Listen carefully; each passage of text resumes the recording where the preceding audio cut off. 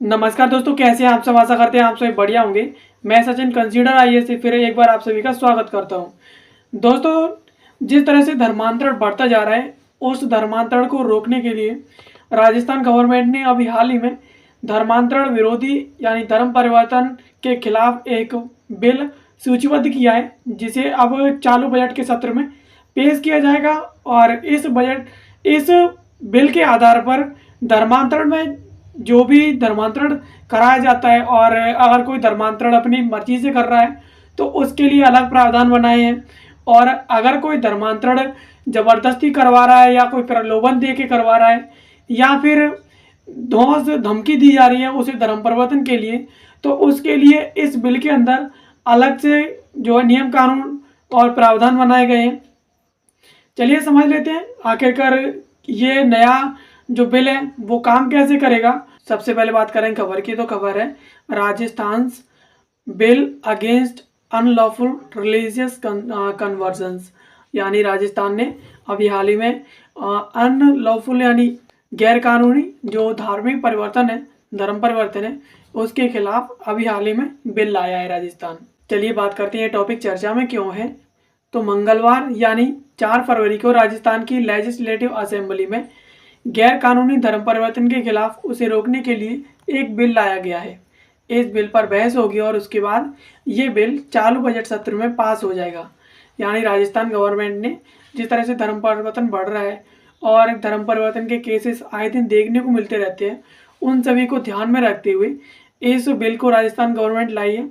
और इस पर अब ये चालू बजट सत्र में पेश किया जाएगा, उस पर बहस होगी और बहस होने के बाद ये जो है पास हो जाएगा। अब चलिए इसके प्रमुख प्रावधानों के बारे में बात करें, तो इस विधेयक में धर्म परिवर्तन को बलपूर्वक प्रलोभन देकर धोखाधड़ी से कराए गए धर्मांतरण की बात की गई है। यानी ये जो विधेयक पास किया जाएगा, अभी हाल ही में राजस्थान गवर्नमेंट जो है चालू बजट सत्र में पेश करेगी। इस विधेयक में बताया गया है कि अगर आपका धर्मांतरण बलपूर्वक किया गया है या आपको प्रलोभन देकर किया गया है या फिर धोखाधड़ी से आपका धर्म परिवर्तन किया गया है, तो उसके लिए ये बिल काम करेगा। और विधेयक में धर्मांतरण में सहायता करने वाले व्यक्ति पर सबूत पेश करने का बोझ डाला गया है। यानी अगर कोई व्यक्ति आपका धर्मांतरण करवाता है तो वो धर्मांतरण किस आधार पर करवा रहा है और क्या वजह है धर्मांतरण की, वो सब जो है उसके संबंध में उसे पूरा सरकार को सबूत देना होगा, पूरा का पूरा ब्यौरा उसे देना होगा। उसके बाद ही वो जो है आपका धर्मांतरण करवा सकेगा इस विधेयक के अंदर।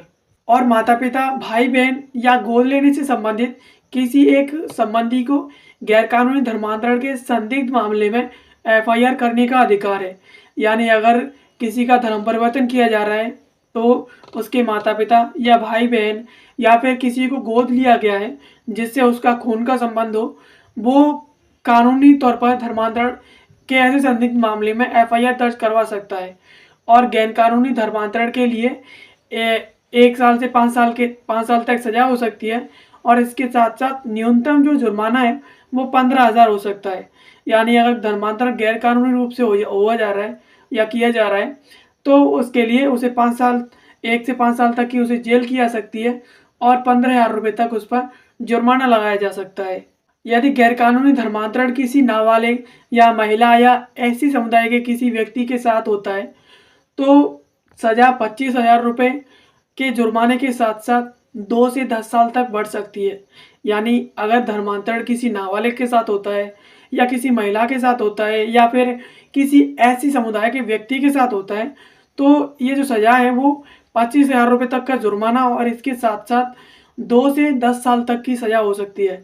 यानी पहले के केस में 1 से 5 साल तक की सजा थी और इस केस में 2 से 10 साल तक की सजा है वो बढ़ जाती है उसी के अनुसार। और सामूहिक धर्म परिवर्तन पर 3 साल से 10 साल तक की कैद या और न्यूनतम 50,000 रुपये तक का जुर्माना हो सकता है। यानी अगर जो धर्म परिवर्तन है वो सामूहिक तौर पर गैर कानूनी रूप से किया जा रहा है तो उस केस में 3 से 10 साल तक की कैद हो सकती है, यानी जेल हो सकती है। और न्यूनतम जो जुर्माना है वो 50,000 रुपये तक हो सकता है। और बार बार अपराध करने वाले को प्रत्येक अपराध के लिए निर्धारित सजा से दोगुनी सजा का सामना करना पड़ेगा।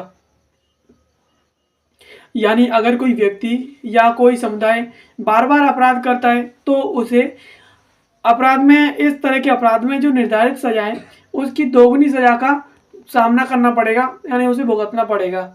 और इस विधेयक के अंतर्गत सभी अपराध संज्ञेय, यानी पुलिस को बिना वारंट के गिरफ्तारी की अनुमति देते हैं और ये गैर जमानती है।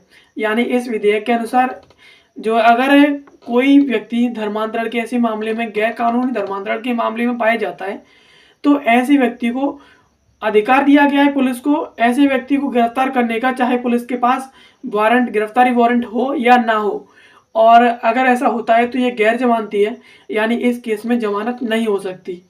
अब ये यहाँ तक तो रहा कि अगर किसी का गैर कानूनी रूप से धर्मांतरण होता है तो उसके खिलाफ कैसे कार्रवाई की जाएगी और क्या क्या होगा।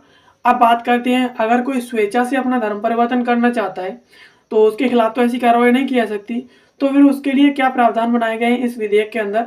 तो स्वैच्छिक धर्म परिवर्तन या धर्मांतरण के लिए 60 दिन से पहले जिला मजिस्ट्रेट को एक घोषणा पत्र जो है देना होगा, यानी घोषणा प्रस्तुत करनी होगी। और धर्मांतरण समारोह आयोजित करने वाले व्यक्ति को भी 1 माह पूर्व डीएम को सूचना देनी होगी। और घोषणा प्रस्तुत करने के बाद एक अधिकारी धर्मांतरण के पीछे के उद्देश्यों की जांच करेगा और धर्मांतरण के बाद व्यक्ति को 60 दिन के भीतर डीएम को एक और घोषणा प्रस्तुत करनी होगी। यानी अगर कोई व्यक्ति अपना धर्मांतरण स्वैच्छिक रूप से करवाना चाहता है तो उसे सबसे पहले 60 दिन के अंदर जिला मजिस्ट्रेट को इसकी सूचना देनी होगी। और इसके साथ साथ अगर कोई व्यक्ति धर्मांतरण का समारोह आयोजित करता है तो उस व्यक्ति को भी समारोह आयोजित करने से 1 माह पूर्व जो है डीएम को सूचित करना होगा। और इन सब के बाद एक अधिकारी नियुक्त किया जाएगा, जो अधिकारी धर्मांतरण के पीछे के उद्देश्यों की जो पता करेगा कि आखिर किस वजह से धर्मांतरण किया गया है। और धर्मांतरण हो जाता है तो उसके बाद भी व्यक्ति की पुष्टि के लिए कि हाँ इसका धर्मांतरण हुआ है, इसके लिए 60 दिन के भीतर धर्मांतरित व्यक्ति को डीएम के समक्ष जो है एक और घोषणा प्रस्तुत करनी होगी। और पुष्टि होने तक घोषणा को डीएम कार्यालय के नोटिस बोर्ड पर प्रदर्शित किया जाएगा। धर्मांतरित व्यक्ति को अपनी पहचान की पुष्टि के लिए घोषणा पत्र दाखिल करने के 4 दिन के भीतर डीएम कार्यालय में उपस्थित होना होगा। यानी जब तक पुष्टि नहीं हो जाती कि आखिरकार इसका धर्मांतरण हुआ है, तो तब जब तक उसकी पुष्टि नहीं हो जाती तब तक उसका नोटिस डीएम कार्यालय के नोटिस बोर्ड पर प्रदर्शित किया जाएगा, यानी दिखाया जाएगा। और धर्मांतरित व्यक्ति को अपनी पहचान की पुष्टि के लिए एक घोषणा पत्र दाखिल करने के साथ साथ 4 दिनों के भीतर डीएम कार्यालय में जो उपस्थित होना पड़ेगा कि आखिरकार इसका धर्मांतरण हुआ है और इसने अपनी स्वेच्छा से ये धर्मांतरण किया है। तो दोस्तों ये था एक विधेयक जिसे राजस्थान गवर्नमेंट ने हाल ही में सूचीबद्ध किया है और इसे चालू बजट सत्र में पेश किया जाएगा और उसके बाद इस पर थोड़ी बहुत बहस होगी और बहस होने के बाद ये जो है पास हो जाएगा। और इसके अंदर जिस तरह से इसमें प्रावधान दिए गए हैं वो मैंने आप सभी को बताया। और इसके साथ साथ अगर कोई व्यक्ति अपना स्वैच्छिक रूप से धर्मांतरण करवाता है तो उसके लिए भी अलग से प्रावधान दिए गए हैं, वो मैंने आपको इस वीडियो में बता दिए। तो आशा करते हैं ये वीडियो आपको पसंद आई होगी और ऐसी वीडियोस के लिए आप हमारे चैनल को सब्सक्राइब कर लीजिए। बाकी मिलते हैं किसी अगले वीडियो में किसी नए और इन्फॉर्मेटिव टॉपिक के साथ। तब तक के लिए आप सभी का बहुत बहुत धन्यवाद।